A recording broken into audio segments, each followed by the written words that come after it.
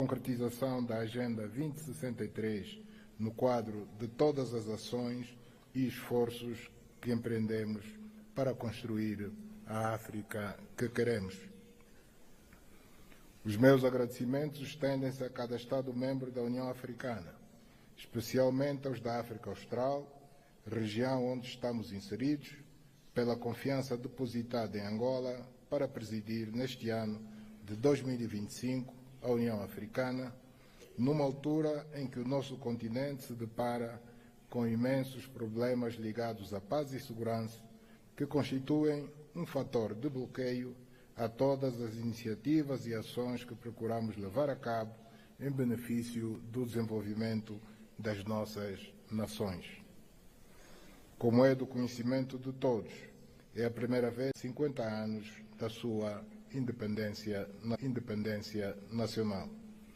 Excelências, minhas senhoras, meus senhores, no decurso desta conferência serão debatidas questões de grande relevo para a organização, funcionamento e crescimento da União Africana, bem como para a operacionalização de um modo prático da questão relativa à justiça para os africanos e os afrodescendentes por meio de reparações, que constitui o lema escolhido para este ano, e também o que Angola elegeu para a sua presidência, que está centrado na importância do investimento nas infraestruturas como fator de desenvolvimento da África. A conjugação destes dois aspectos pode levar-nos a construir um canal de comunicação e de diálogo com os nossos parceiros internacionais que os faça compreender a importância e vantagem de cooperar com uma África desenvolvida, industrializada, com capacidade para superar a fome, a pobreza, a miséria e o desemprego, reduzindo assim a probabilidade de conflitos armados e de imigrantes ilegais junto às suas fronteiras. Teremos a oportunidade de abordar estas questões na 4ª Conferência Internacional sobre o Financiamento para o Desenvolvimento, a ter lugar em Sevilha, Espanha, de 30 de junho a 4 de julho do corrente ano, por constituir uma oportunidade histórica para se redefinirem as regras de financiamento global baseadas na justiça econômica e na inclusão. Tendo em conta os compromissos assumidos em conferências anteriores, mas nem sempre cumpridos, designadamente o Consenso de Monterrey, a Declaração de Doha e a Agenda de Ação da Addis Abeba, a 4ª Conferência de Sevilha, visa responder aos desafios persistentes que se verificam no financiamento para o desenvolvimento e favorecer a adoção de soluções inovadoras e eficazes.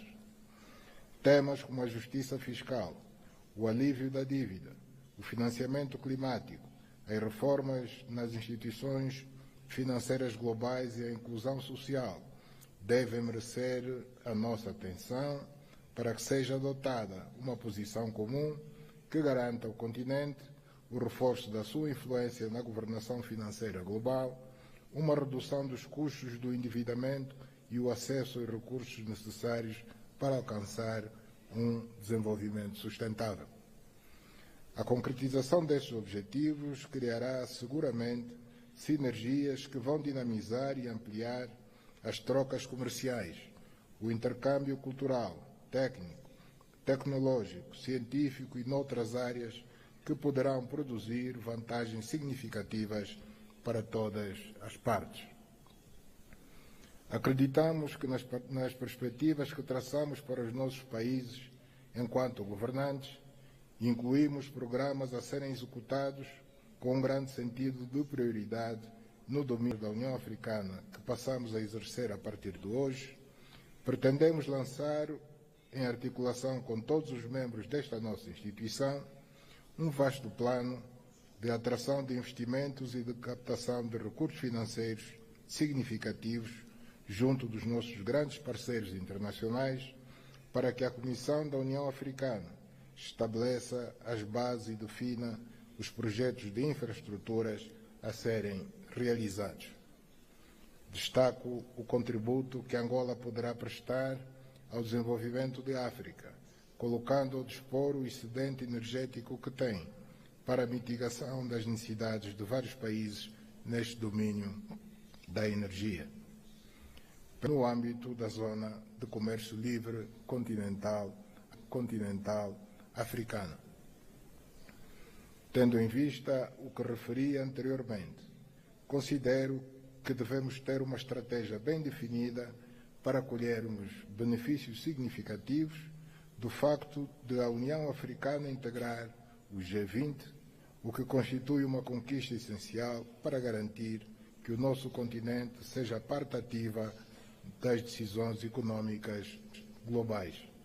Excelências, minhas senhoras, meus senhores, as linhas estratégicas da presidência angolana estão alinhadas em termos gerais com as ações prioritárias definidas a nível continental, no âmbito da aceleração do segundo plano decenal da implementação da Agenda 2063, correspondente ao período de 2024 a 2033, centradas nas conectividade, energia e recursos naturais, paz e segurança, agricultura e economia azul, integração continental e zona de comércio livre, educação e capacitação e parcerias estratégicas.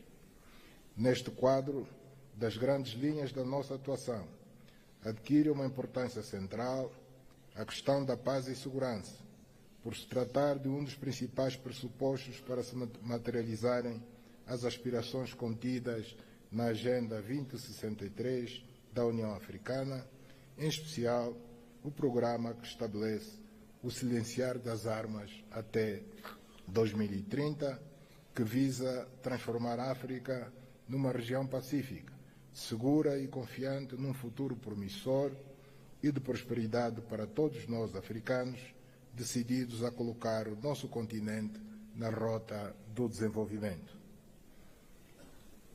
Para se discutirem as principais preocupações que sobre esta matéria afligem o nosso continente.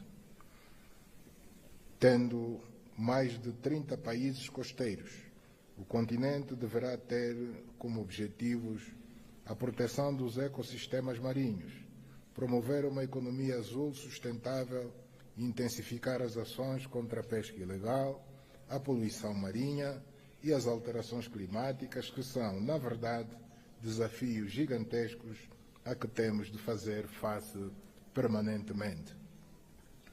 Quero, desde já, manifestar a esperança de que esta conferência contribua para a segurança alimentar, para o reforço da resiliência costeira e crie condições para que se mobilize o financiamento internacional para projetos sustentáveis no quadro da economia azul. Excelências, neste ano da presidência angolana, vamos trabalhar em coordenação com a Comissão da União Africana para mobilizar maiores recursos financeiros por via do reforço da cotização de cada Estado-membro, para que possamos, assim, dotar-nos dos recursos necessários à realização de projetos e programas a nível continental, reduzindo, assim, a nossa dependência relativamente ao financiamento externo. Excelências, minhas senhoras, meus senhores, estamos a viver um ambiente internacional extremamente desafiante, em face dos nefastos efeitos dos conflitos que o continente enfrenta, bem como dos que vive o leste da Europa e a região do Médio Oriente. Apesar disso, temos a plena convicção de que, se conjugarmos esforços e unirmos as nossas forças, conseguiremos ultrapassar estes grandes desafios e construir a África com que sonhamos, e com uma voz cada vez mais ativa na abordagem dos grandes problemas que afligem a humanidade. É neste contexto que considero que devemos continuar a agir como um só corpo, no sentido de que as Nações Unidas se tornem mais inclusivas e alinhadas com os desafios e oportunidades de hoje, devendo a reforma do Conselho de Segurança continuar a ser uma prioridade fundamental para o nosso continente, pelo que é importante que reafirmemos o nosso compromisso com o consenso de Esulwini e a declaração de CIRT de 2005 a favor de 2 lugares de membros permanentes com o direito de veto e outros privilégios inerentes. Excelências,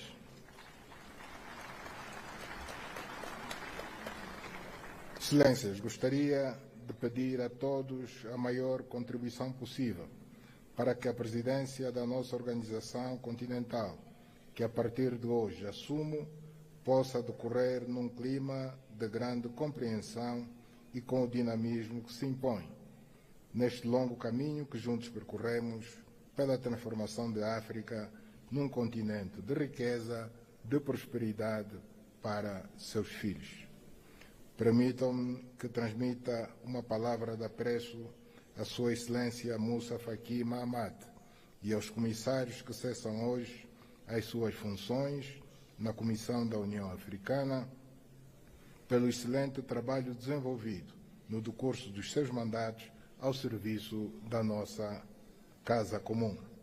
Desejo à nova liderança sénior da Comissão da União Africana muitos sucessos no desempenho das novas funções, enquanto apelamos para que o espírito pan-africano e os ideais dos pais fundadores continuem a guiar o futuro da nossa organização continental.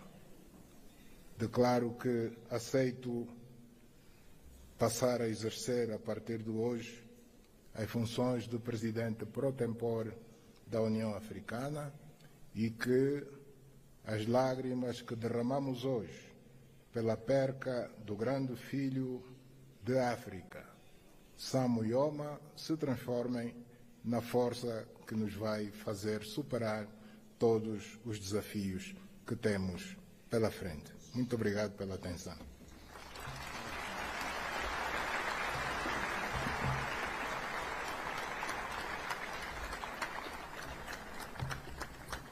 Thank you, Your Excellency.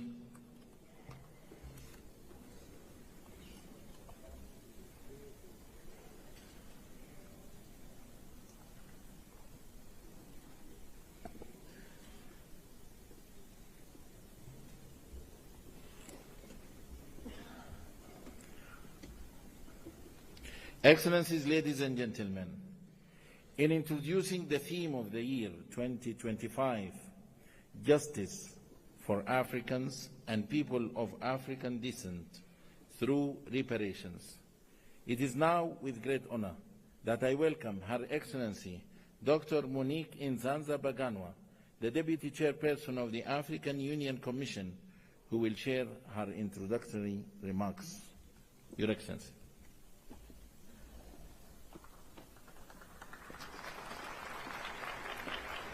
Then we will introduce Parliament.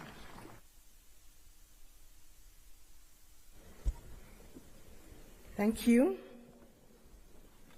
Your Excellency, the Chairperson of the African Union, Your Majesties, Excellencies, Heads of State and Government, Your Excellency and dear brother, the Chairperson of the African Union Commission, ladies and gentlemen, in the interest of time, allow me to stand on already established protocol. Over the past centuries, the voices of Africans and people of African descent have echoed in various quarters with a singular demand: justice. Justice for the millions who were forcibly uprooted from their homes. Justice for those whose lands were plundered, wealth stolen, and dignity were stripped away. And justice for the generations that continue to face economic, social, and political disenfranchisement stemming from historical wrongs. As I draw my term in office as Deputy Chairperson of the African Union Commission to an end soon, a unique opportunity is offered to me and one of my teams, SIDO, to introduce to you the 2025 theme of the year, Justice for Africans and People of African Descent through Reparations.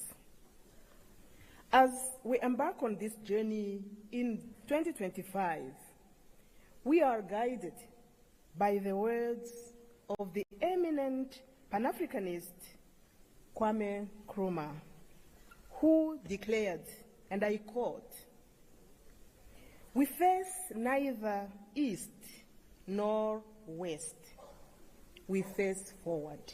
Knowledge our teams.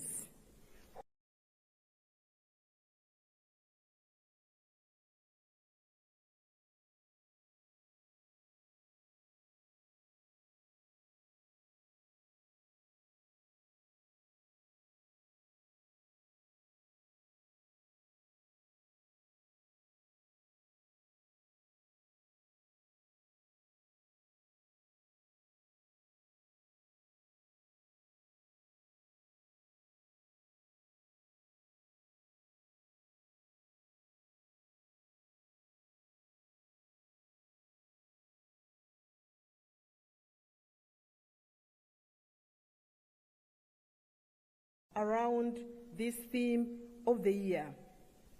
Especially, I wish to recognize two ladies.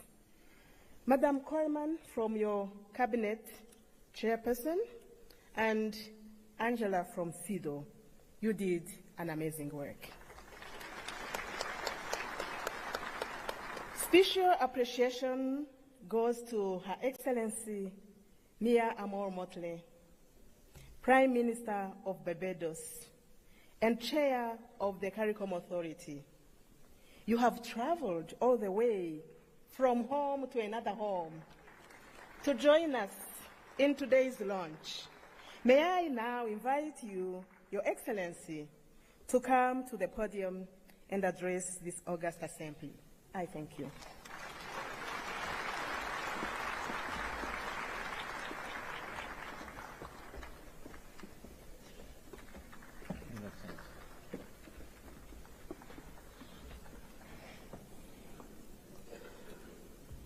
Thank you very much, Madam Chairperson.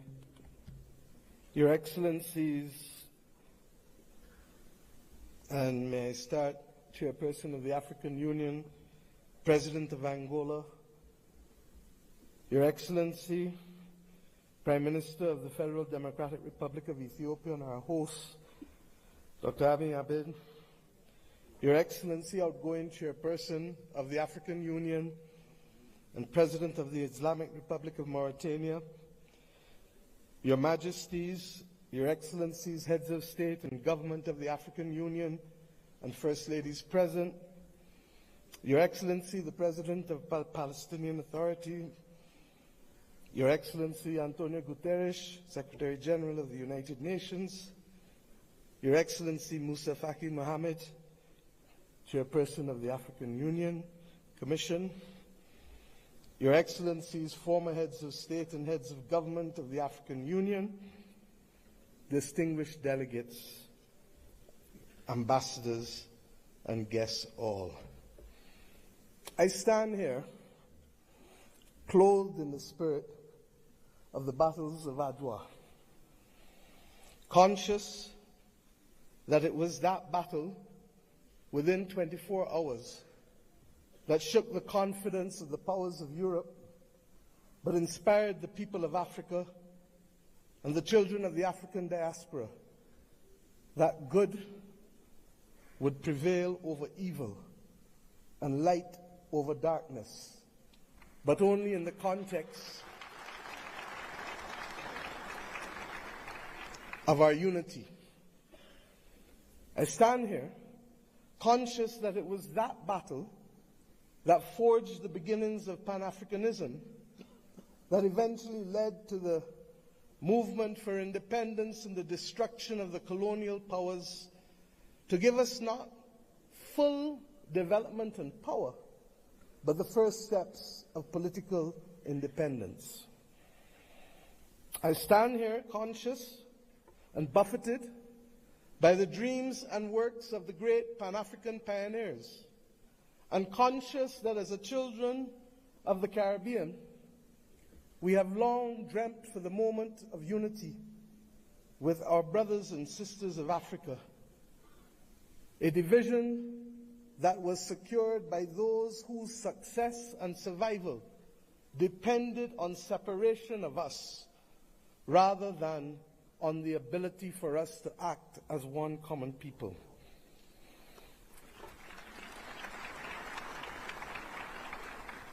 Our relationship, you can say, was embryonic. But regrettably, as long as it has been and as related as we have been, it has been sporadic. And it is up to us, as the children of independent states, to determine whether the history of separation shall be our future, or whether the spirit of Adwa can be our inspiration to confront the challenges of a new world.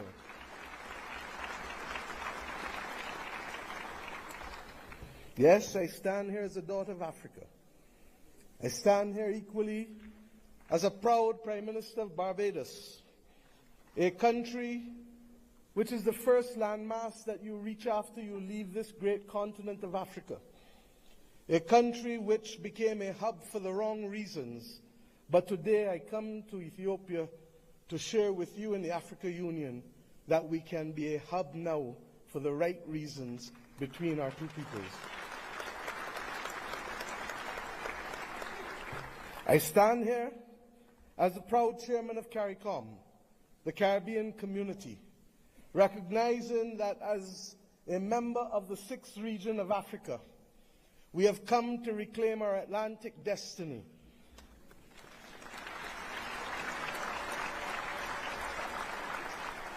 We have come to ensure that the very futures of our people are different and will not once again be determined by a middleman who will ensure that the Middle Passage is one that sees our people at the bottom of the ocean's floor of the Atlantic or in the fields of the plantations of the Caribbean, but instead that it will be a future that sees our people, hears our people, feels our people, and that will determine in future that it is we who shall forge the manner in which we cooperate, integrate, and invest, rather than simply being victims of a past history.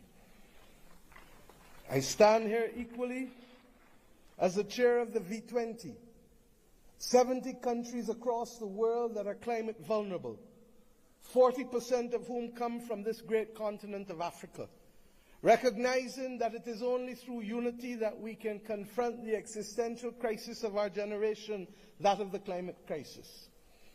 The Secretary General of the United Nations has already laid out, ably so, many of the iniquities that we continue to face in spite of political independence.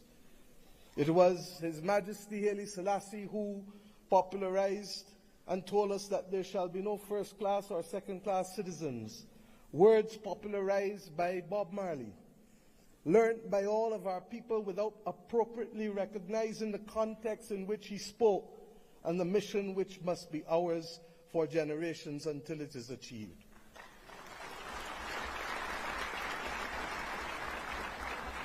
He told us that there would be war if there were first-class and second-class citizens. He told us that there would be war if the color of our skin was more significant than the color of our eyes. And we see here in the continent the continued descent into conflicts born out of ethnicity differences, born out of a mad grab for resources, not invariably for our own benefit, but for the benefit of others who seek to use our people as pawns in the determination of their own future. But we stand here as proud people, and we have enough among ourselves to know the difference between right and wrong, and to forge a future that is not for a few, but for the many. Indeed, as the world confronts the climate crisis, it is the poorest of the poor who remain the most vulnerable to floods and droughts and hurricanes.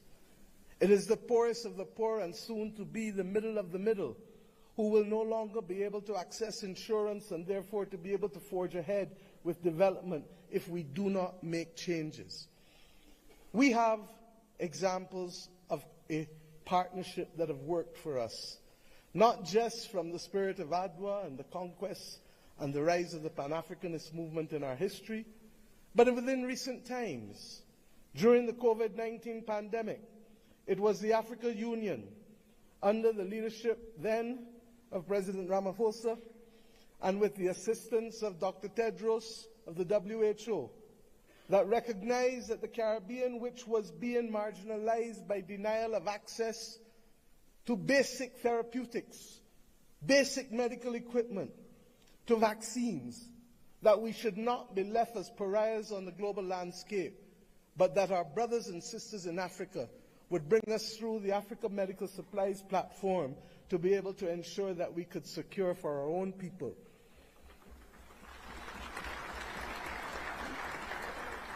It was with the solidarity of many of you in the African Union that the Bridgetown Initiative has been able to take root and to make a case for a more modern and a fairer system that allows us to be able to access finance and to be able to put in place measures that allow us to be able to pause our repayment of debt during the period of necessity for rebuilding after horrific climatic events.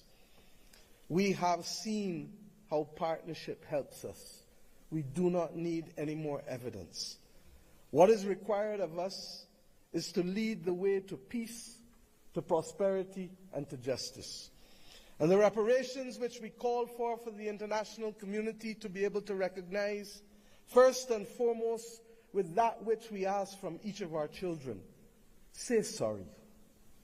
Say sorry. And mean it.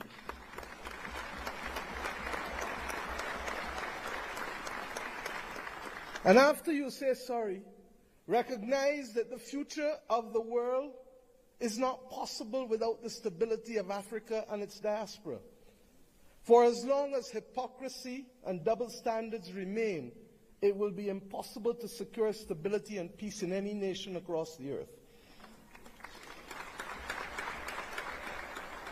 The reparations that we call for, beyond sorry, must be for fair access and development and compensation, because we each started the journey of independence with a chronic deficit. A deficit of resources, a deficit of fairness, a deficit of opportunity. And it is up to us, many of us in the second and third generation of independence, to be able to frame out fairly, in a mature conversation, what those reparations must look like if we are to attain justice and to inspire the young people of this world that good must always prevail over evil. But it is not only the reparations that we ask from the international community, because we ourselves must repair the damage that was foisted on us. The notion that transit visas, begging for them, must be the lot of our people in order to move across this world cannot be something that gives us satisfaction.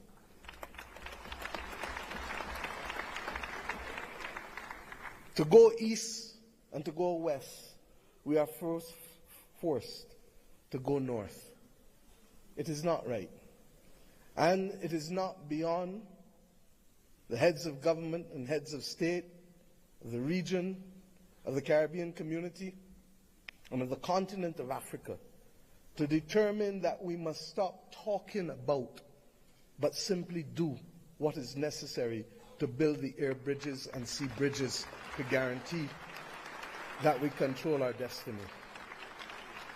I ask us to reflect on this because it is this simple act, apart from our music and our culture and our food, that will guarantee that it is not simply heads of government and heads of state that will meet in Accra or Bridgetown, but it is ordinary people who will be able to trade and to move from the closest point of Dakar to the closest point of Bridgetown, to be able to open up the opportunities that technically ought to be available not just simply through the Africa Free Trade Area or the CARICOM single market and economy, but through the combined opportunities provided by both. I ask us equally to recognize that in an era where AI is threatening to redefine what humanity can do and even if we can survive, that it is not ours to be the victims once again of technology as we were with gunpowder, but it is for us to help shape the future of the world, because more often than not it is Africa and its people who have brought the humanizing forces to bear on civilization. And if we are to be the cradle of civilization, then we are to be the protectors of people and planet, of humanity, as we go forward. And some watching on may say, how? And I say, how not? How not does a continent that has 40% of the world's minerals not be in charge of helping to secure the destiny and stability of the planet? How not does the numbers of our two communities, who constitute a third of the world's states, not act in singular purpose to forge the kind of world that we want and to be able to ensure that the institutions that deny access to us, to hear our voices as reflective of the continent and of the small island developing states of the world, how do we not secure that admission, which is not only just, but a moral imperative if the world is to have stability in this 21st century? My friends, I ask you, how do we not secure this victory when 1 in every 5 and possibly 1 in every 4 persons on the planet will come from this continent and its diaspora? Those who lead today have a moral imperative, not just to our citizens in our own countries, but above all else, to unity.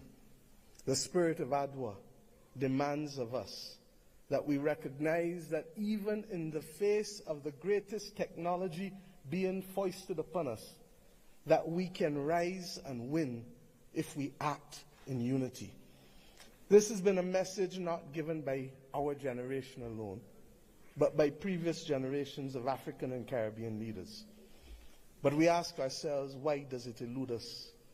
And the answer comes not from outside, but only from within. When I speak of the USA with affection, I do not only want to speak of that which is known in the Americas. I want to speak about that which ought to have been possible if the 1884 Berlin talks did not take place. The possibility of the United States of Africa, which is as diverse as India, which is as diverse as China in terms of ethnicity and language and religion, but which is entirely possible if we see not ourselves first, but we see the unity of ourselves together. This may be the cry of a naive and romantic daughter of Africa. But if that is the case, I prefer to die being a naive and romantic daughter of Africa than one who is cynical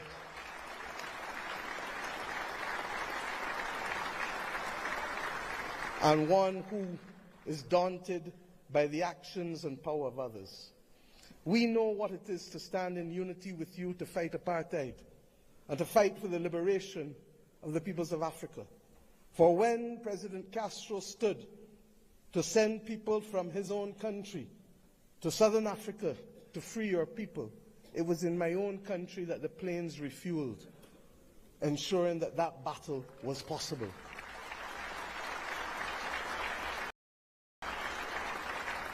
And when 100 years ago, almost, a Barbadian man and woman left our nation and left the United States to come here, Arnold and Mignon Ford, he wrote the anthem and lyrics of the anthem of the United Negro Improvement Association, UNIA, and his wife dared to establish a co-educational school here in Ethiopia ensuring that boys and girls could receive education in a time and at a time when war was dominating the global landscape. They chose to see light rather than darkness. I ask us today, in tangible terms, that will allow our people to travel, that will allow us to pool our investments to ensure that the people of Africa not be denied the electricity that is so necessary as a platform for participation in the new world. I ask us not only to pool that investment, but to also ensure that we pool our voices, because there is too much division in this world today. There is too much war and there is too much conflict. And we know what precipitates and causes that. If we leave Addis Ababa with the commitment that the world is not going to be safe without a prosperous and stable Africa, then we understand what is the moral imperatives we must undertake in each of our countries to secure that unity of purpose and to secure ultimately the saving of the people and planet. I ask you today to recognize that, and I thank Prime Minister Abiy Ahmed for agreeing that the first in-face summit of CARICOM and the African Union should take place here in Addis Ababa on the 7th of September of this year of our Lord.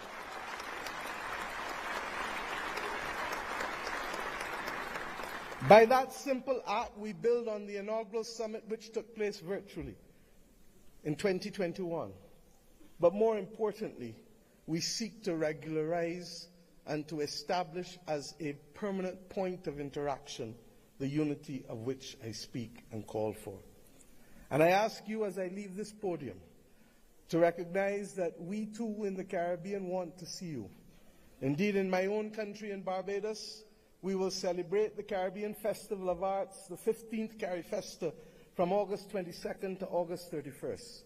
And we do so not only asking for those from Cuba and Bahamas in the north, to Venezuela, to Suriname and Guyana in the south, to Belize in the west and the Eastern Caribbean, to come together to express our commitment to each other creatively through food and fashion and music and dance and art and sculpture, and talk of philosophy, talk of religion, talk of who we are, talk of the future. I ask us to recognize that we celebrate this year our resilience, and that we do so not only asking the people of the Caribbean to come, but the people from whom we came here in Africa, in India, in China, and the continent to which we went, in particular, in Central America and Latin America. This is our moment to show the world that we were not simply apostrophes to the history and the modern history of humanity, but that truly we are the ones who can level the playing field and to create the opportunities that will allow the world to see people, hear people, and feel people, and to value the planet and its biodiversity at the very time when it is greatest in crisis. Let us remove the scars of history and be firm craftsmen of our fate, recognizing that the only people who can stop us now are we but ourselves. We have to emancipate ourselves from mental slavery and to build the future that our people want of us, and to give them that pride that is theirs. And we must do so in the spirit and with the results of ADWA. Thank you.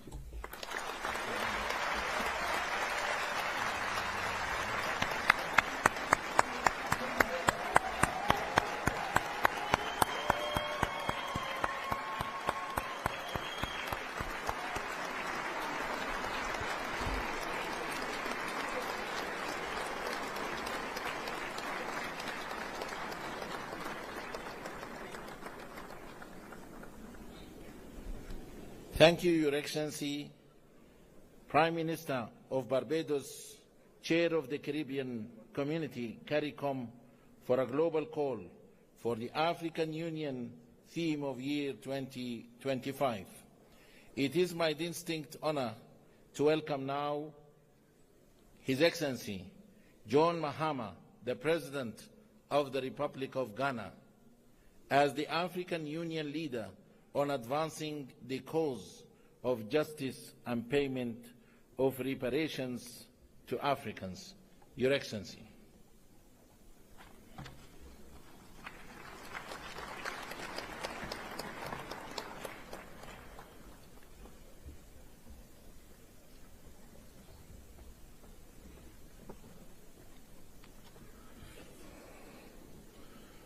Thank you. Your Excellency, Chairman, President of Angola, Your Excellency, Prime Minister Abiy Ahmed of the Federal Democratic Republic of Ethiopia, Your Excellency, Chairperson of the African Union, and in the interest of time, may I just proceed on established protocol and say, Your Excellencies, my colleague, heads of state, distinguished citizens. It's a privilege to address this historic launch of the African Union theme of the year 2025, and I quote, "Justice for Africans and the people of African descent through reparations," unquote. This moment marks a significant milestone in our collective pursuit of justice, equity, and the long overdue recognition of the historical injustices that continue to shape the lives of Africans and the people of African descent worldwide. At the 37th Ordinary Session of the Assembly of the African Union in February 2024, our heads of state and government made a landmark decision to dedicate the year 2025 to the cause of reparatory justice. This decision underscores our collective commitment to addressing the historical injustices and their lingering consequences that have impacted generations of Africans and people of African descent. It aligns with our broader struggle for liberation, unity, and socio-economic empowerment as enshrined in Agenda 2063, the Africa we want, a vision for an integrated, peaceful, and prosperous continent. Your Excellencies, the transatlantic slave trade was one of the most heinous crimes against humanity, spanning about 400 years and forcibly displacing more than 12.5 million Africans. It is estimated that at least 2 million of our compatriots perished during the Middle Passage alone. The legacy of this brutal system, along with colonialism, apartheid, genocide, and neo-colonial exploitation, have left deep and enduring scars on the fabric of our societies. Today, the descendants of enslaved Africans continue to face economic disparities, social inequality, systemic discrimination, and racial prejudices. Addressing these challenges require more than just acknowledging them. It demands action. The economic impact of colonialism on Africa has been profound. Historical estimates suggest that the continent lost trillions of dollars in both human and material resources due to colonial exploitation. The forced extraction of wealth, which included minerals, cash crops, and labor, deprived African nations of the capital and infrastructure necessary for sustainable development.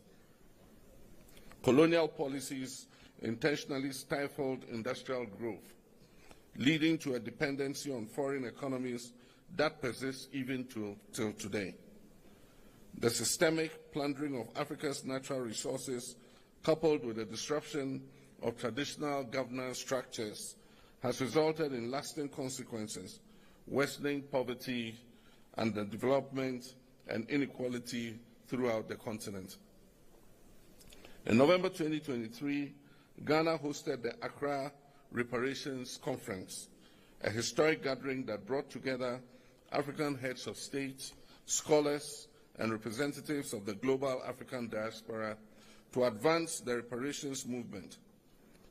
This conference reaffirmed the urgent need for comprehensive reparatory justice and lay the foundation for stronger advocacy and policy frameworks. It provided a platform for dialogue on the financial, cultural, and social restitution necessary to address the enduring effects of slavery and colonialism. The outcomes of this conference served as a guiding pillar for our collective efforts moving forward. The 2025 AU theme of the year is therefore a call to galvanize efforts towards reparatory justice. It is an appeal to ensure that the dignity, rights, and well-being of Africans and their descendants are fully restored. Reparations involves not only financial compensation, but also restitution, rehabilitation, and guarantees of non-repetition for the abuse of fellow human beings. It is also about truth-telling, historical accountability, and the restoration of agency to those who have been marginalized for centuries. Your Excellencies, ladies and gentlemen, the call for reparations, while including, extends beyond financial redress to encompass addressing structural inequalities, ensuring educational and economic opportunities, reclaiming cultural heritage, and amplifying the voice of Africa and the diaspora communities on the global stage. Achieving justice requires multi-stakeholder collaboration. Today's pre-launch event serves as a crucial platform for concertedly rolling out constructive consultation, dialogue, and partnership. We welcome the participation of AU member states, regional economic communities, the global African diaspora, civil society organizations, academia, the private sector, and international partners in this transformative endeavor. The African Union Commission, in collaboration with key partners, have developed a concept note and revised the roadmap to guide the implementation of the reparations agenda. This initiative will further the aspirations of Agenda 2063, fostering an Africa that is self-reliant, just, and inclusive. Through this launch, we seek to, among other things, mobilize political will and commitment towards reparatory justice and racial healing, present and discuss the roadmap for implementing the 2025 theme of the year, foster partnerships among AU member states, diaspora communities, and like-minded international allies, engage stakeholders in resource mobilization efforts to support reparations initiatives across Africa, elevate awareness and advocacy to ensure sustained engagement beyond 2025, encourage dialogue and knowledge sharing among experts, policymakers, historians, and affected communities, and finally, to ensure an end to the culture of silence and denial on racism and colonialism. Your Excellency, the work ahead requires a unified voice, a clear strategy, and unyielding commitment. Today, we reaffirm our commitment to working together to develop policies and frameworks that will support reparation efforts across Africa and beyond. We must continue to advocate for stronger legal and institutional mechanisms at the national, regional, and international levels to ensure that reparatory justice for the historical trauma inflicted on global Africa is not just a conversation, but a reality. Your Excellencies, ladies and gentlemen, to conclude, I wish to express Ghana's unwavering support for this critical initiative. Let us seize this moment with the determination it deserves as we work together towards a future that is fair, that is just, and equitable for all Africans and people of African descent, and by natural extension, the uplifting of all humanity. I thank you.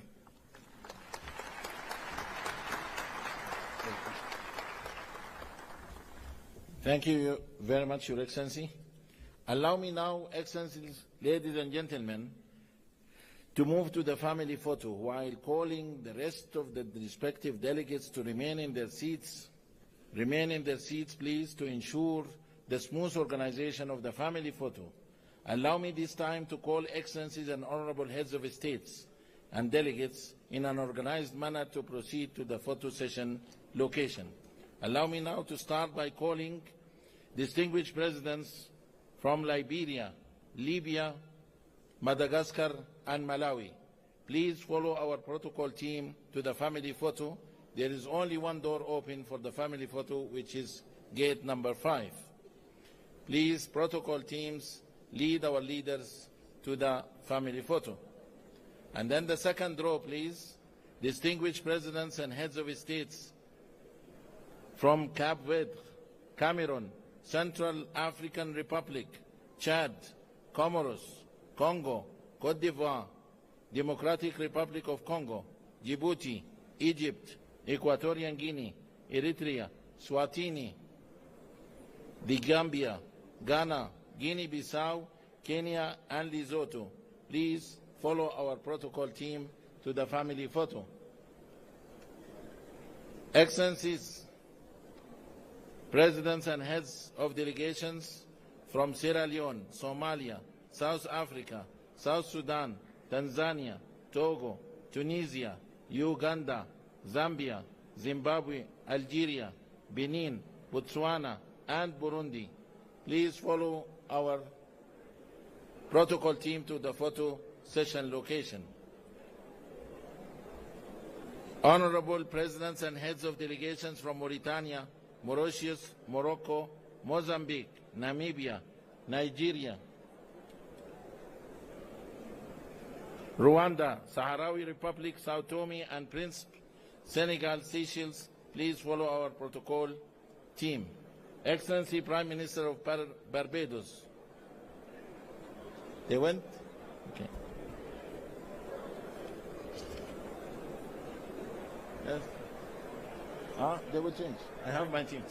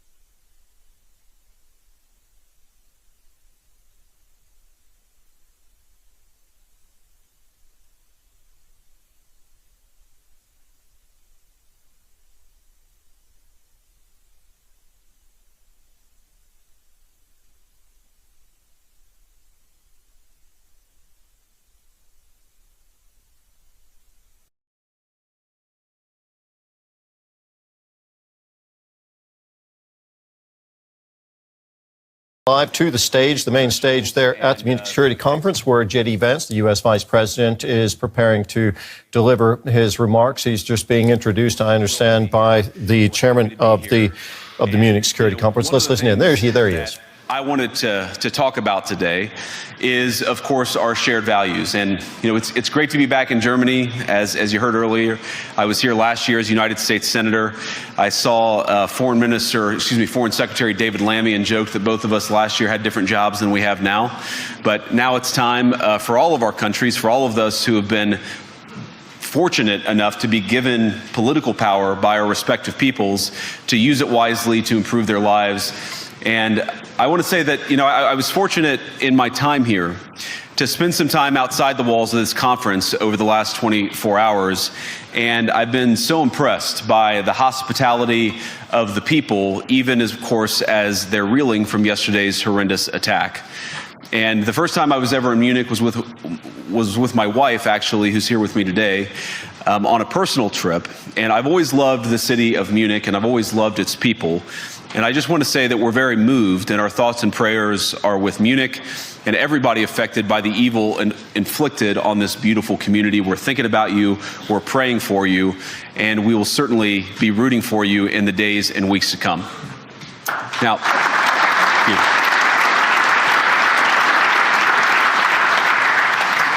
I hope that's not the last bit of applause that I get, but we gather at this conference, of course, to discuss security, and normally we mean threats to our external security. I see many great military leaders gathered here today.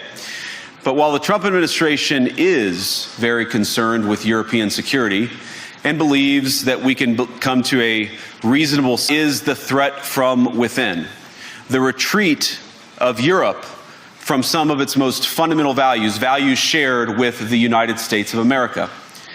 Now, I was struck that a former European commissioner and sounded delighted that the Romanian government just annulled an entire election. He warned that if things don't go to plan, the very same thing could happen in Germany too. Now, these cavalier statements are shocking to American ears. For years, we've been told that everything we fund and support is in the name of our shared democratic values. Everything from our Ukraine policy to digital censorship is billed as a defense of democracy. But when we see European courts canceling elections and senior officials threatening to cancel others, we ought to ask whether we're holding ourselves to an appropriately high standard. And I say ourselves because I fundamentally believe that we are on the same team. We must do more than talk about democratic values, we must live them. Now, within living memory of many of you in this room, the Cold War positioned defenders of democracy against much more tyrannical forces on this continent. And consider the side in that fight that censored dissidents, that closed churches, that canceled elections. Were they the good guys? Certainly not. And thank God they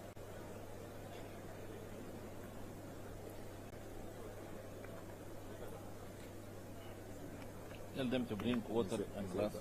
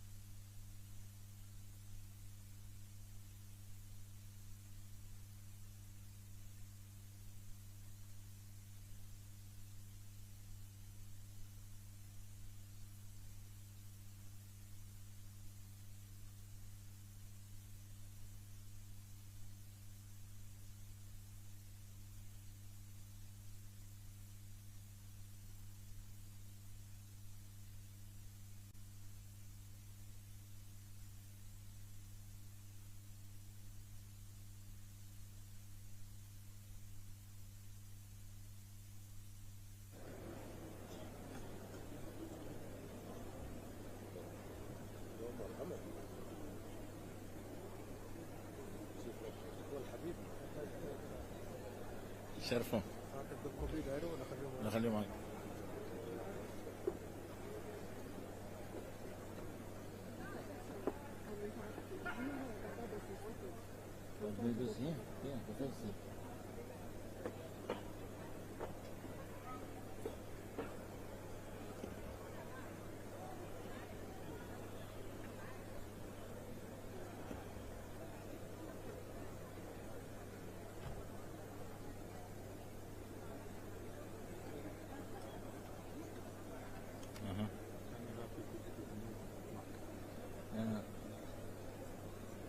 It's full there.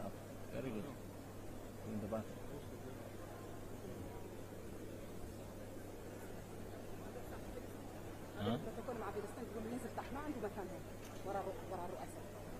الواحد لازم يكون معاه كان هو راجل كبير ما بيقدر يمشي بالكويس.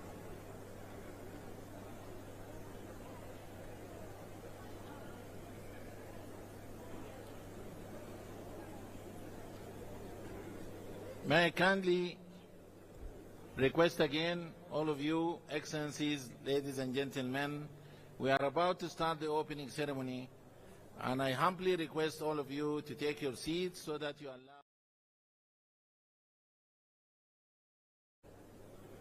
And especially, dear friends here in front of the podium, please, all of you behind.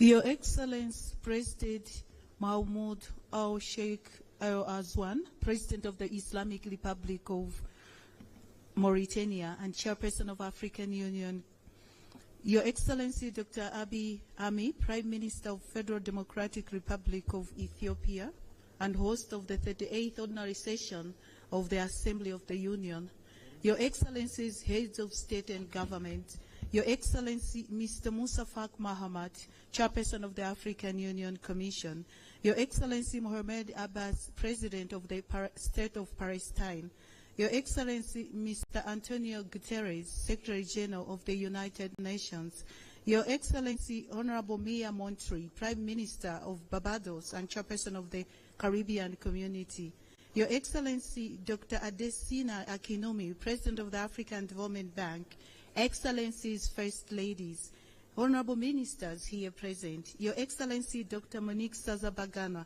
Deputy Chairperson of the African Union Commission, Your Excellencies Commissioners of the African Union Commission, Your Excellency Abdel Hassam Jacob Aziz, Deputy Secretary General of the League of Arab States, Your Excellencies Ambassadors here present, Heads of African Union organs and regional economic communities and mechanisms. I also recognize the presence of our partners, members of the diplomatic corps, members of the press, and all distinguished delegates. All protocols observed. May I now kindly call the Excellency Chairperson of African Union.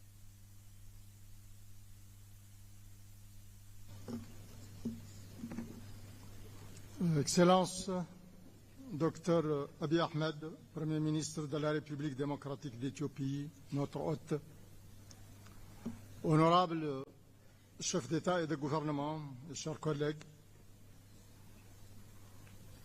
Excellence Moussa Faki Mohamed, président de la Commission de l'Union africaine, je souhaite une chaleureuse bienvenue à tous les chefs d'État et de gouvernement et les hauts représentants des États membres et à nos distingués invités. Je voudrais aussi exprimer notre appréciation pour votre présence. Je suis heureux de déclarer ouverts les travaux de la 38e session ordinaire de la conférence de l'Union africaine. Et pour commencer, mesdames et messieurs, je vous invite à vous lever pour observer une minute de silence à la suite de la disparition d'un grand combattant pour la liberté, Monsieur Samu Nujoma, père fondateur de la Namibie. Donc je vous remercie.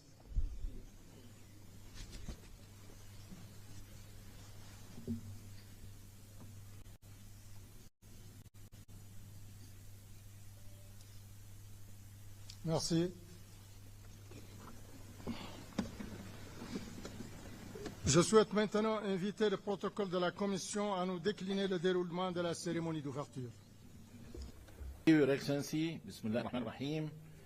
Excellencies, ladies and gentlemen, may I humbly call all of you to rise for the African Union anthem.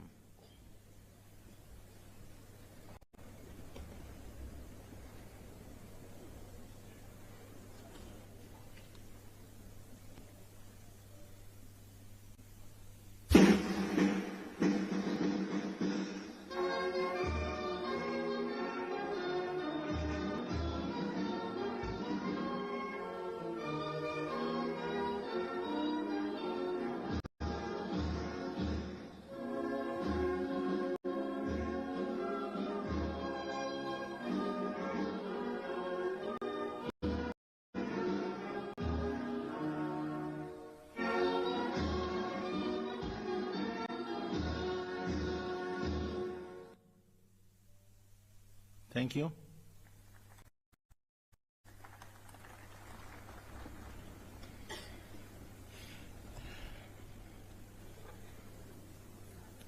Your Excellency Mohammed Wil Sheikh Al Ghazwani, President of the Islamic Republic of Mauritania and Chairperson of the African Union. Your Excellency Dr. Abiy Ahmed, Prime Minister of the Federal Democratic Republic of Ethiopia. Your Excellencies, Heads of States and Governments of African Union Member States.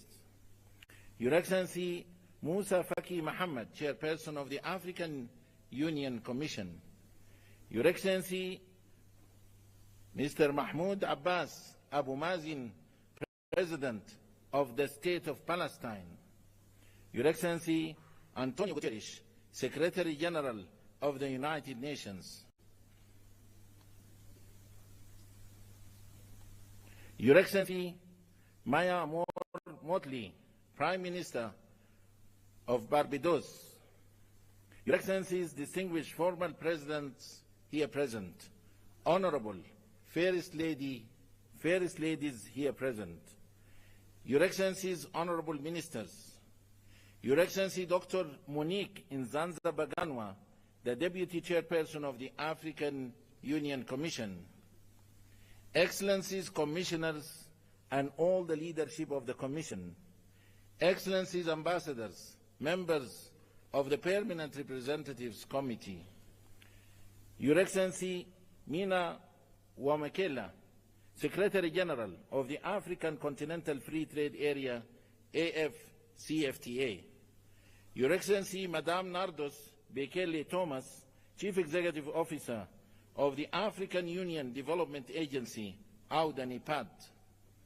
Your Excellency Dr. Jan Kaseya, Director General of the Africa CDC, Your Excellency Ambassador Marie-Antoinette Roscatre, Chief Executive Officer of the African Peer Review Mechanism, APRM, Your Excellency Dr.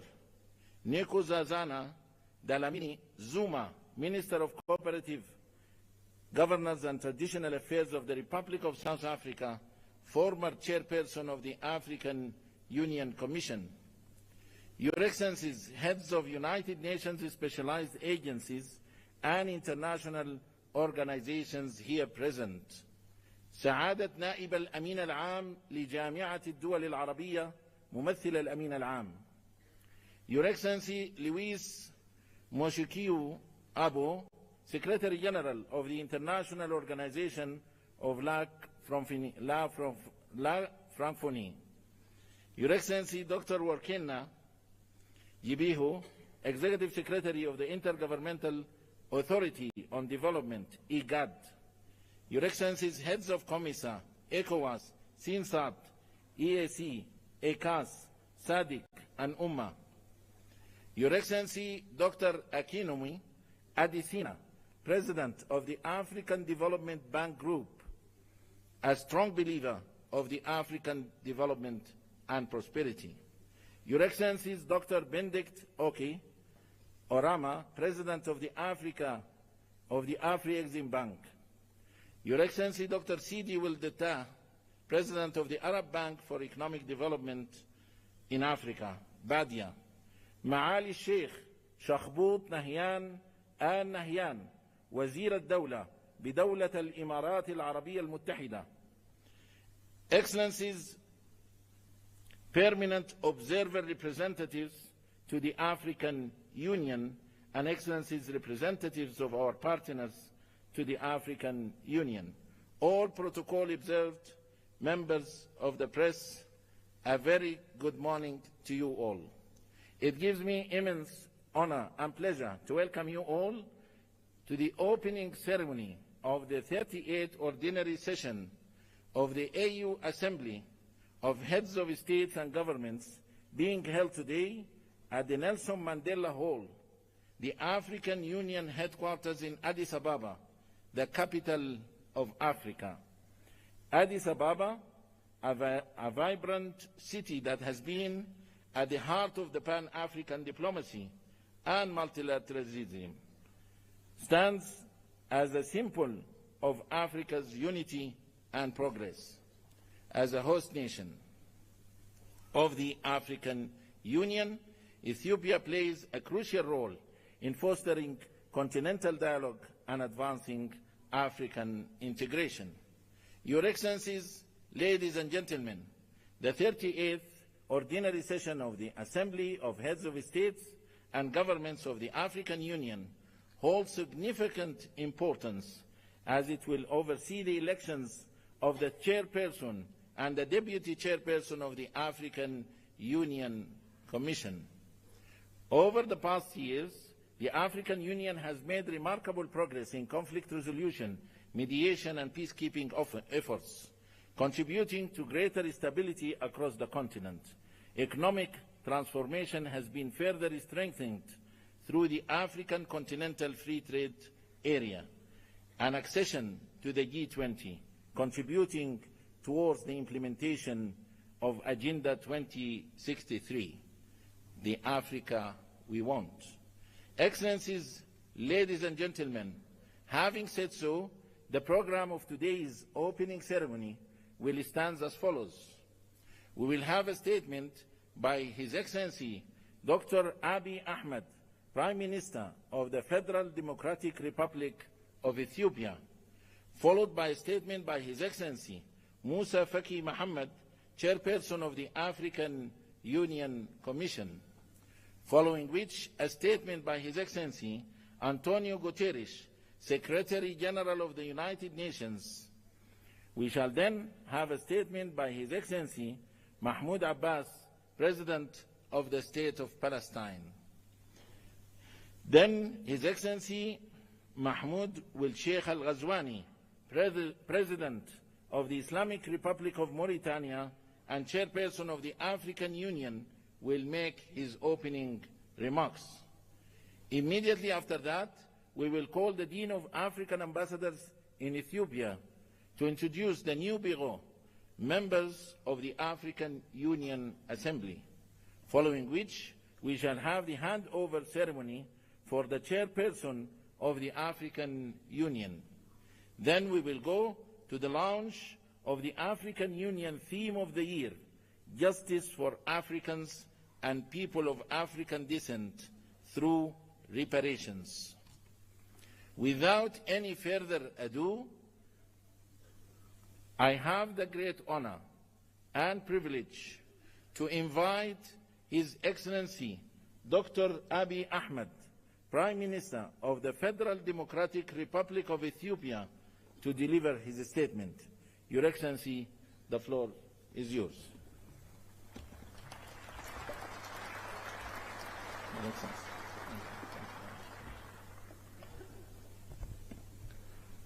Your Excellency, President Mohammed Ould, outgoing Chairperson of the African Union, Your Excellencies, Heads of State and Government, Your Excellency Musa Faki Mohammed, outgoing Chairperson of the African Union Commission, Your Excellency Antonio Guterres, Secretary General of the United Nations, distinguished ministers, ambassadors, diplomats, ladies and gentlemen. Welcome to Ethiopia, the cradle of Pan-Africanism and a proud champion of African unity and freedom. It is an honor to stand before you today as we reflect on the immense potential we hold, not just as individual nations, but as a united and dynamic continent. In a world marked by rapid change and multiple challenges, we find ourselves at a crossroads of uncertainty and opportunity. This moment calls upon us to strengthen our collective resolve, embrace resilience, and foster unity across Africa. The theme for this year's Assembly calls on us to heal the scars of historical injustice and overcome lingering trauma that has long hindered our progress. The demand for reparations is not about charity or financial aid. It is a call for justice. It seeks to restore the dignity of millions and heal the deep scars of poverty, inequality, and discrimination. It demands an end to the systematic exploitation of our wealth, resources, and opportunities. It also calls for a transformative process that acknowledges past harms and takes bold steps to right the wrongs caused upon us, upon society across the continent. Thank you. Thank you. Most importantly, the call for reparations requires not just words, but concrete actions to affirm the equal worth of every human being. Excellencies, ladies and gentlemen, to achieve lasting peace, justice, and prosperity, we must rise above the geopolitical tensions and the historical divisions imposed upon us by colonial borders. By fostering solidarity among all of our nations and embracing a shared destiny, we can pool our resources and talents to unlock our continent's full potential. Africa's cultural, ethnic, and linguistic diversity is a source of pride and strength upon which we must build inclusive governance and equitable development. Conflict resolution, diplomacy, and peace building must remain at the heart of our efforts. By championing African solutions to African challenges, we can secure lasting peace and stability.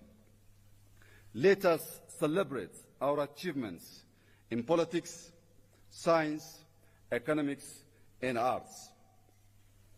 Strategic initiatives such as the African Continental Free Trade Area give us the tools to boost intra-Africa trade, reduce external dependency, and achieve self-reliance.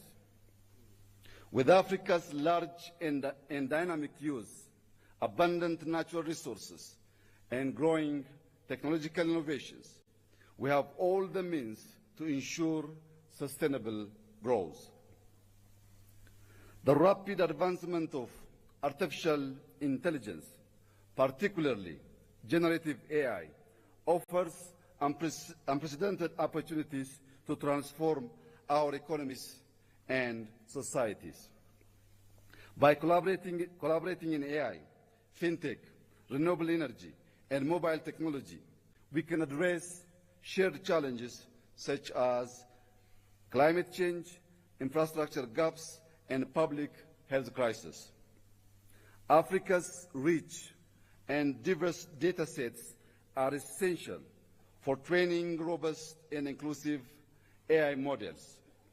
This highlights the importance of African representation in shaping future technologies. However, as we embrace these advancements, it's essential to protect our data sovereignty, prevent digital exploitation, and develop homegrown AI solutions that reflect African values and contexts. As our data sets grow, so must our capacity to harness them for local and global good. When used responsibly, AI can be a powerful tool in conflict prevention, transparent governance, and inclusive development. Africa must actively participate in the global technology race to ensure we are competitive players in the evolving digital landscape, while also ensuring we benefit equitably from this technological revolution. Furthermore, Africa's voice on global issues must grow stronger, ensuring that we have a say in shaping governance frameworks and other much-needed reforms in the global order. By empowering grassroots movements, youth networks, and educational programs focused on digital literacy and technological innovation, we can inspire the next generation. This will ensure Africa stands not just as a beneficiary of a global advancement, but as a key contributor in shaping the future of humanity. Excellencies, the opportunities before us are immense. Ethiopia is determined to prosper, guided by a vision of vibrant democracy, sustainable economic growth, rich cultural heritage, social progress, and a deep commitment to environmental regeneration. To realize this goal, we have laid out a pragmatic roadmap rooted in the transformative principles of Maddamar. Maddamar, an Amharic term loosely translated as synergy, is our guiding philosophy. It is a homegrown ideology that promotes prosperity, unity, sovereignty, security, and national dignity. At its core, Maddamar encourages social and economic advancement, celebrates diversity, and nurtures a spirit of community grounded in Ethiopia's rich culture, spirituality, and values. Reflecting on the progress of the past 5 years and building on the vision of Maddamar, Ethiopia has made remarkable strides. Despite inheriting a nation deeply divided along ethnic lines, burdened by substantial debt, and facing numerous internal challenges, we have moved forward with determination. At the same time, we navigated a complex and ever-changing regional and international landscape. Yet, through resilience and cooperation, we continue to move closer to the realization of our shared vision of prosperity. Our achievements speak for themselves. Allow me to share a few highlights. We have reformed our political system, transforming into an inclusive multi-party framework that reflects the diversity of our nation. To deepen these reforms and foster cohesion, reconciliation, and peace, we are undertaking a national dialogue. On the economic front, we have built a resilient and diverse economy. Over the past 5 years, we have doubled our cultivated land, increasing crop production to nearly 700 million quintals, with the wheat accounting for 40% of this total. These efforts have strengthened food security and driven rural development. Today, Ethiopia is the largest wheat producer in Africa.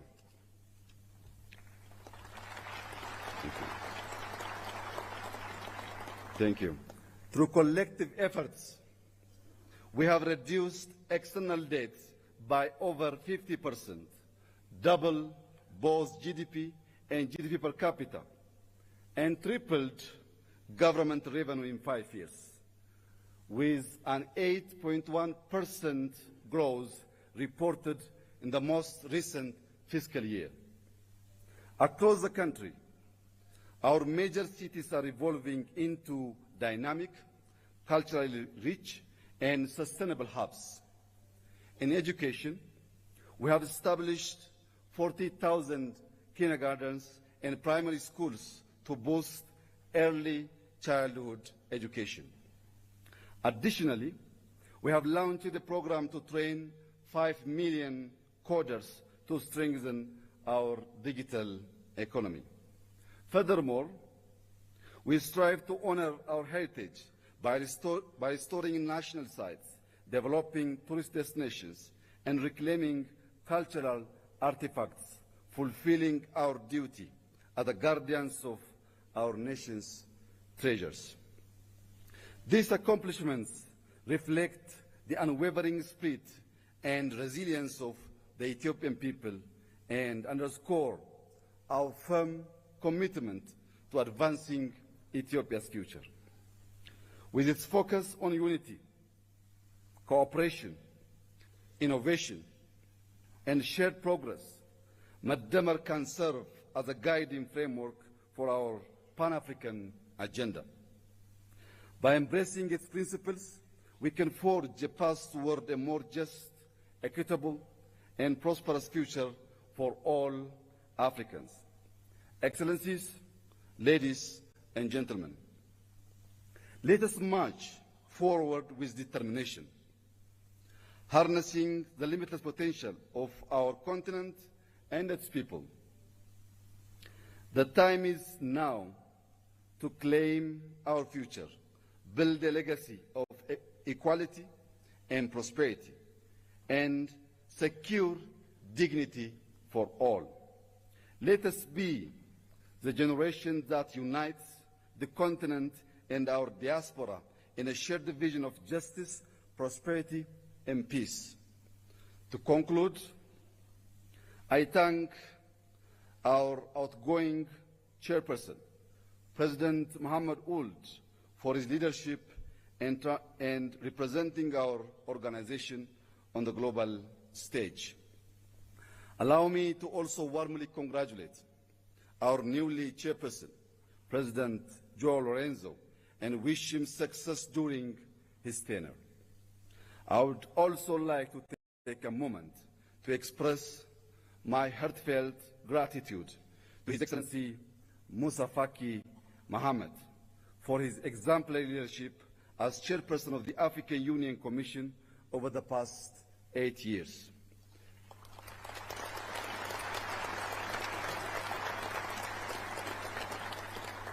Throughout his tenure, His Excellency Moussa Faki has shown unwavering commitment to Africa's development, peace, and integration, significantly strengthening the African Union's role in addressing the continent's challenge.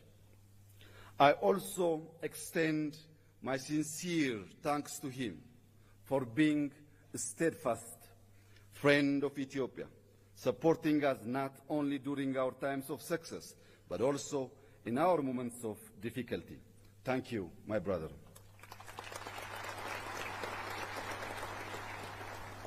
As we bid farewell to His Excellency Moussa Faki, it is with great pleasure that I extend a warm welcome to our incoming chairperson of the African Union Commission here in Ethiopia.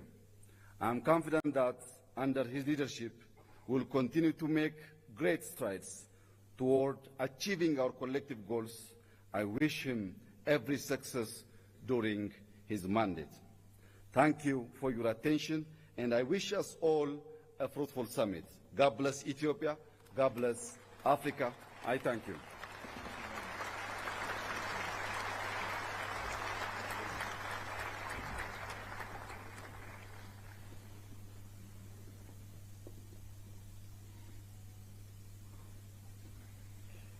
Thank you, Your Excellency, for your statement, and thank you for the generous hospitality extended to our Excellencies, heads of states and governments, as well as distinguished delegates. Thank you. And now allow me to invite with great honor and pleasure His Excellency Moussa Faki Mohammed, Chairperson of the African Union Commission, to deliver his statement. Your Excellency.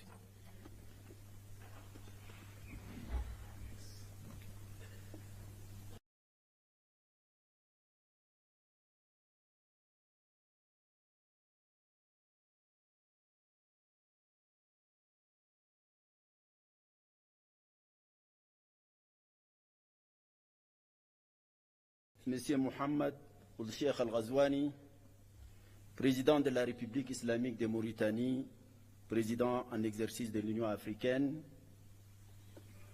Excellence Dr Abiy Ahmed, Premier ministre de la République d'Éthiopie, Excellences, Mesdames et Messieurs les chefs d'État, de gouvernement et de délégation, Excellence Monsieur Mahmoud Abbas, président de l'État de Palestine, ma très chère sœur amie Mia, Premier ministre de Barbados, Excellence Monsieur Antonio Guterres, secrétaire général des Nations Unies, Mesdames et Messieurs les ministres, Dr Nkosazana Zuma, ancienne présidente de la Commission de l'Union africaine, Madame la vice-présidente, Mesdames et Messieurs les commissaires, Mesdames et Messieurs les secrétaires généraux et exécutifs des communautés économiques régionales et mécanismes régionaux, Mesdames et Messieurs les chefs exécutifs des organes et institutions spécialisées de l'Union africaine, Mesdames et Messieurs les chefs des missions diplomatiques,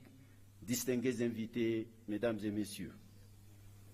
C'est à la fois avec un grand honneur et un immense plaisir que je m'adresse à vous aujourd'hui pour la dernière fois en ma qualité de président de la Commission de l'Union africaine. Je voudrais tout d'abord, puisque nous sommes encore au début de l'année nouvelle 2025, présenter à vos excellences, vos familles et vos peuples, au nom de tous les personnels de l'Union africaine, mes meilleurs vœux de santé, de prospérité et de succès. Je voudrais aussi exprimer mes sincères remerciements aux présidents en exercice avec lesquels j'ai successivement travaillé ces 8 dernières années. J'ai nommé dans l'ordre de leur présidence Alpha Condé, Paul Kagame, Abdel Fattah al-Sisi, Cyril Ramaphosa, Antoine Félix Tshisekedi, Macky Sall, Azali Assoumani et Mohamed Ould-Cheikh Al-Ghazouani. En cet instant de remembrance, je ne peux oublier le président Idriss Déby Itnou, paix à son âme, qui, en africaniste convaincu, a eu l'initiative de ma candidature à la tête de la Commission et qui s'est investi sans compter pour un tel destin pour moi. Sa mort tragique a été ma plus atroce douleur de ce double mandat.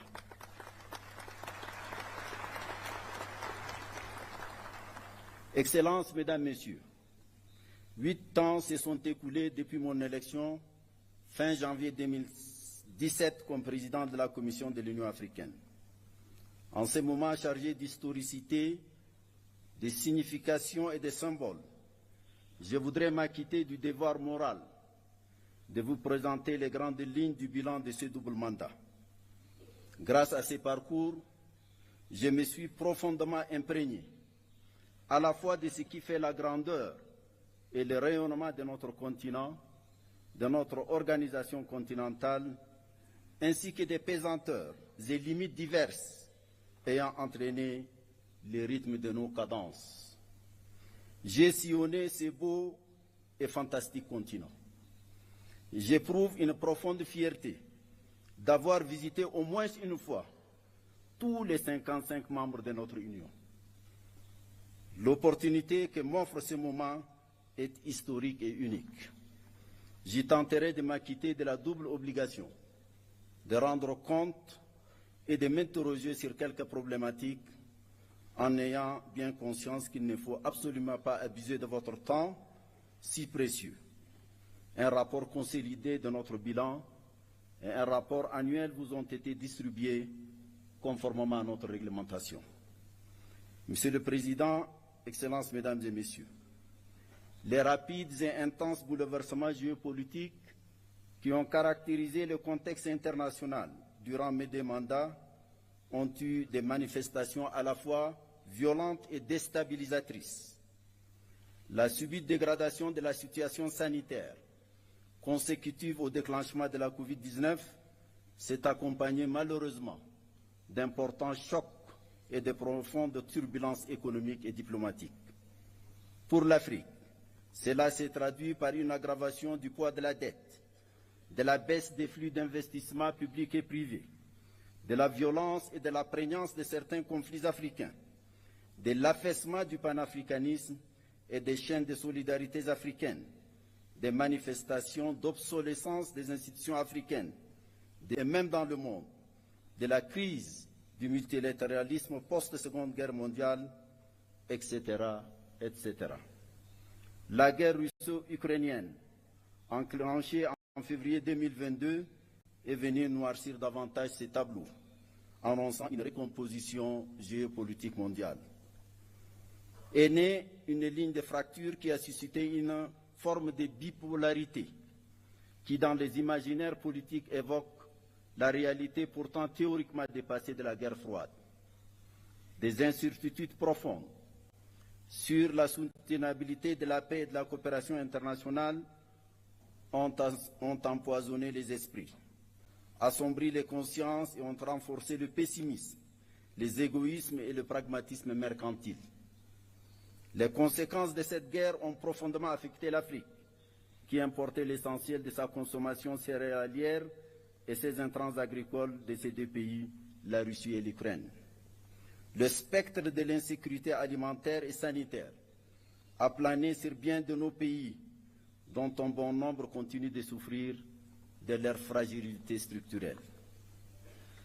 أصحاب الفخامة والمعالي السادة سيداتي وسادتي، وفي الشرق الأوسط فإن الشعب الفلسطيني الشقيق عانى ويعاني أبشع أنواع الظلم في التاريخ البشري.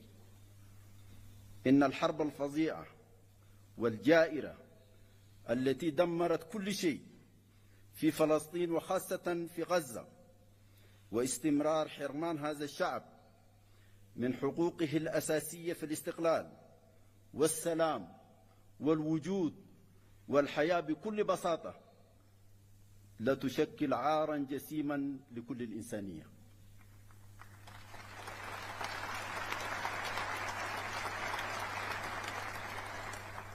ورغم ذلك كله ظل الشعب الفلسطيني البطل صامدا، كما ظل الاتحاد الإفريقي في جانبه بكل قوة وحزم. هنيئا لك يا أخي الرئيس أبو مازن. Ces paysages d'apocalypse qu'offre aujourd'hui la Palestine, la bande et la population de Gaza en particulier, après plus d'une année de guerre destructrice de toute forme de vie et de biens, continue de se dérouler dans le silence presque total des puissances du monde, si ce n'est l'appel par certains à la déportation systématique des Palestiniens hors de leurs terres. C'est le comble. C'est vraiment le comble. Ce drame inouï pèse aujourd'hui, malgré le cessez-le-feu et la libération des otages et prisonniers, facilités par le Qatar, l'Égypte et les États-Unis, sur la conscience universelle et questionne profondément sur notre humanité. Les taux de la mondialisation avancée, étouffante, déshumanisée, ne laissent point l'Afrique en dehors de l'élite hégémonique qui se déroule loin de sa terre. Bien au contraire, le continent en subit les débordements et fragmentations que traduisent les conflits par procuration, des soutiens des puissances extérieures à peine voilées aux parties belligérantes sur le continent, des expansions du terrorisme et de l'extrémisme violent, des poursuites de la guerre ravageuse au Soudan, à l'est de la République démocratique du Congo, des divisions de la Libye dont je salue l'adoption hier ici même de la charte de réconciliation. Félicitations à vous, Monsieur le Président Danou Sassou Nguesso.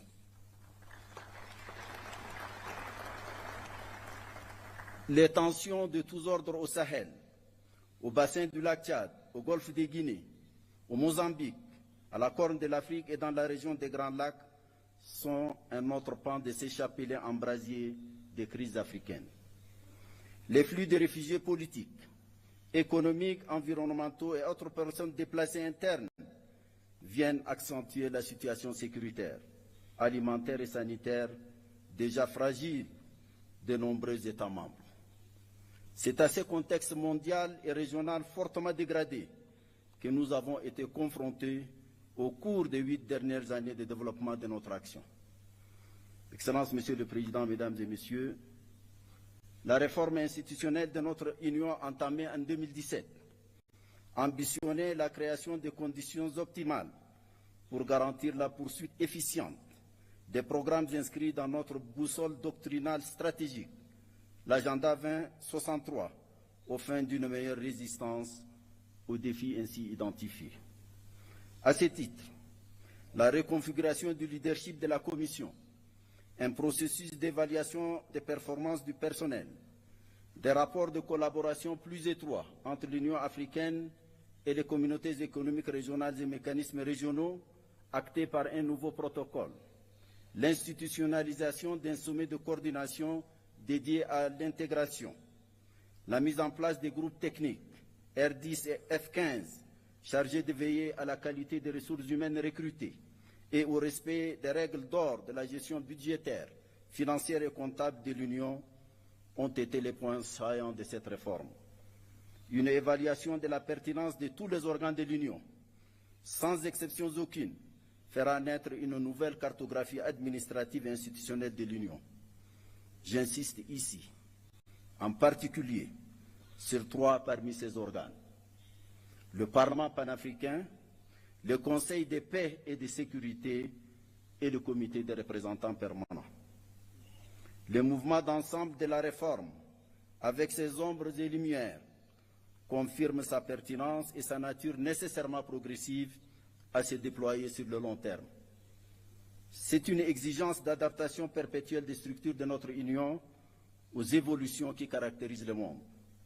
Je voudrais ici remercier les présidents Paul Kagame et William Ruto pour leurs remarquables efforts pour faire avancer cette réforme. Monsieur le Président, Mesdames et Messieurs, l'évaluation de la première décennie de mise en œuvre de l'agenda 2063, couvrant la période allant de 2014 à 2023, révèle les progrès sectoriels accomplis dans notre marche vers la construction de l'Afrique que nous voulons. Il est crucial d'en tirer les vraies leçons et de procéder aux ajustements pertinents subséquents. Dans le domaine de la santé, c'est une approche holistique, traduite sur le terrain à travers des actions auréolées de succès. Avec la survenance de la pandémie de la Covid-19, Africa CDC s'est affirmé comme l'instrument le plus efficace de la lutte contre toutes les maladies. La préoccupante question du financement de la santé continue de nous préoccuper. 2 mécanismes de financement de la couverture sanitaire universelle et celle de la lutte contre la malnutrition sur le continent ont été conçus. Grâce au Centre africain des vaccins vétérinaires, PANVAC, dont le nouveau laboratoire de production de vaccins a été inauguré en février 2024, une avancée significative dans le domaine de l'élevage, de la santé animale et du développement socio-économique a été réalisée. L'Agence africaine des médicaments, AMA, a commencé l'installation de son siège à Kigali et ses activités sont sur la rampe de lancement. La médecine traditionnelle a bénéficié de l'élaboration de 2 plans décennaux, le dernier courant de 2025 à 2035.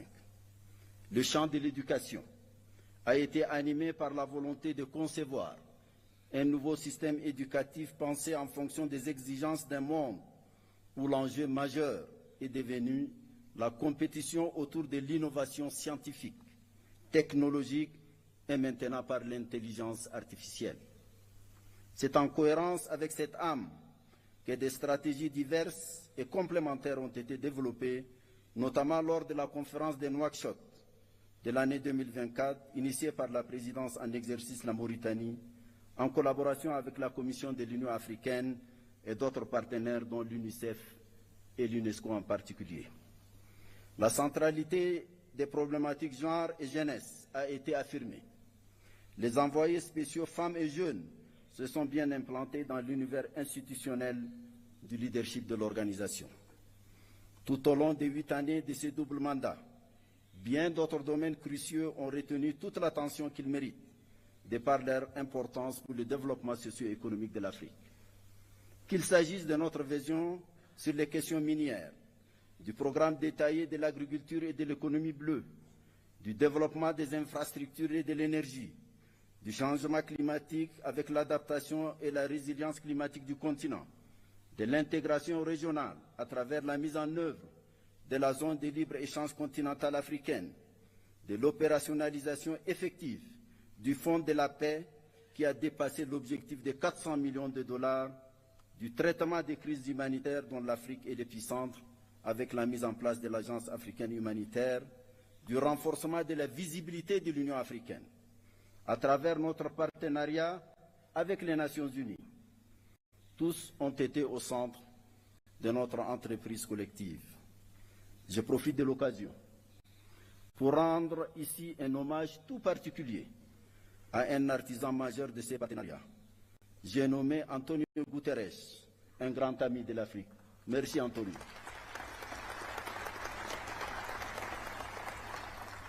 L'accession de l'Union africaine aux Jeux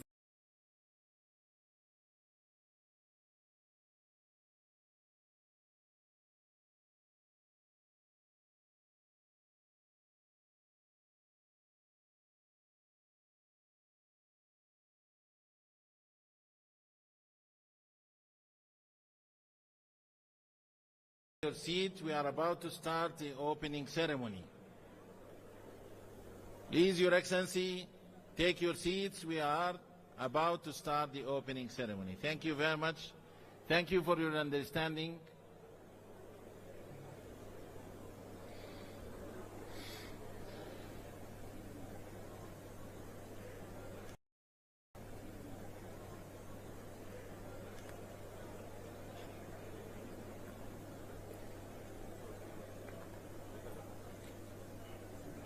Tell them to bring water and glass.